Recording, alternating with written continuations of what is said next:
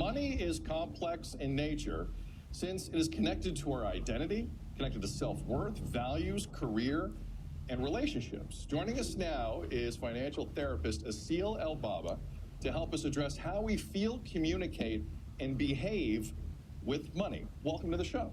Thank you. It's such a pleasure to be here. So like the way you describe money here, it's like it's a living, breathing organism, right? Like, how would you describe this type of relationship?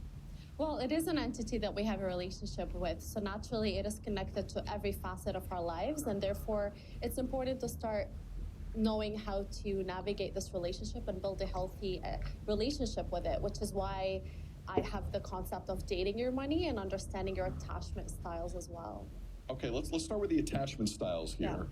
Yeah. And there are 4 attachment styles that people have with their finances. Walk us through all 4.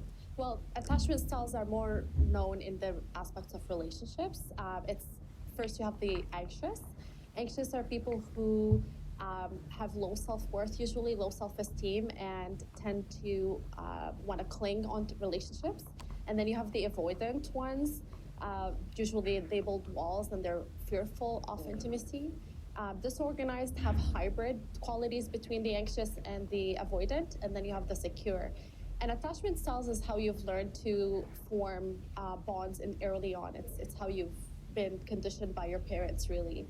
How they responded to your needs, how you feel in terms of separation and reconnection with your partners. But it also shows up, these patterns also show up in how we deal with our finances. So it's fascinating to look at it from that angle, recognizing that how we relate to people also shows up in how we relate to money.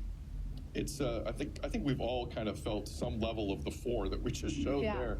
You know, throughout your life, you go through a lot of stages. It's fascinating. You suggest that, and you mentioned this already, that we date our money. Do you go for a coffee first? Do you start that relationship? Like, how do you go right to You have to dinner? like swipe first. Do you bring out a gift card and go to dinner? Like, what do you mean by date our money? So the way I came about this is, first of all, the environment that we normally sit and discuss finances with, be it a conversation with our partner or paying our bills, naturally there's a reactive response to that environment that has an impact of our nervous system.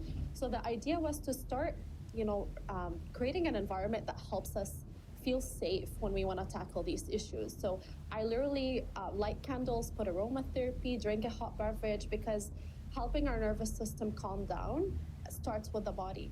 And that helps us reassociate how we feel around money, which really shifts the conversation and the outcomes that we're looking for. So it starts by really being proactive about that, scheduling ahead of time when you want to tackle these issues. Scheduling time to actually really tackle your finances. Absolutely. You say that's an important aspect of it. Because then you're prepared and showing up for it versus being reactive. And when you're showing up for it, you can sandwich that in between self-care and mindfulness activities, doing something before and something after. It could be just a 2-minute breathing exercise. It doesn't have to be like a half an hour yoga or meditation. Just little things along the way support you in starting to take ownership of this area in your life in a much better aspect.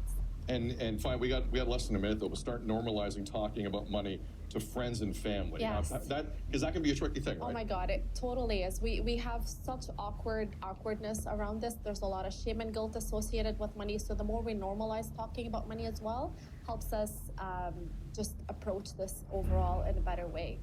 Aseel El-Baba is a financial therapist. Look, talking about money, dealing with money, especially now, it's not easy. Hopefully this helps. Aseel, we appreciate you coming by in person. Good to see you in person. Thank you. Where can we find you online? Well, we have a Mindfulness and Money membership. You can find us online on Conscious Economics, because we're building a community to support safe environments where you can talk about money. That's awesome.